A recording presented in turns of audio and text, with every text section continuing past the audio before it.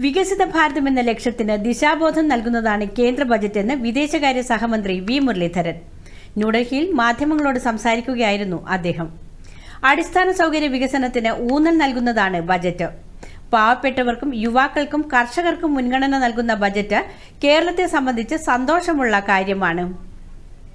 പാവപ്പെട്ടവർക്ക് ആനുകൂല്യങ്ങൾ നൽകുന്നതും യുവാക്കൾക്കും കർഷകർക്കും മുൻതൂക്കം നൽകുന്നതും സ്ത്രീകൾ നയിക്കുന്ന സമ്പദ് വ്യവസ്ഥ എന്നുള്ള കഴിഞ്ഞ 10 വർഷക്കാലത്തെ നരേന്ദ്രമോദി സർക്കാരിന്റെ പ്രഖ്യാപനത്തെ മുന്നോട്ട് കൊണ്ടുപോകുന്നതും ആയിട്ടുള്ള ബജറ്റ്, പ്രത്യേകിച്ച് അടിസ്ഥാന സൗകര്യ വികസനത്തിന് ഊന്നൽ നൽകുന്ന ബജറ്റ്, ഇത് തീർച്ചയായിട്ടും 2047 വികസിത ഭാരതം എന്നുള്ള ലക്ഷ്യം, ആ ലക്ഷ്യത്തിലേക്കുള്ള യാത്രക്ക് ദിശാബോധമേകുന്ന ബജറ്റാണ് ഈ ഇടക്കാല ബജറ്റിലൂടെ. അടിസ്ഥാന സൗകര്യ വികസനത്തിന് പലിശരഹിത വായ്പ തുടരുമെന്ന പ്രഖ്യാപനം സാമ്പത്തിക പ്രതിസന്ധിയിൽ ബുദ്ധിമുട്ടുന്ന കേരളത്തിന് പ്രയോജനകരമാണെന്നും വി മുരളീധരൻ പറഞ്ഞു.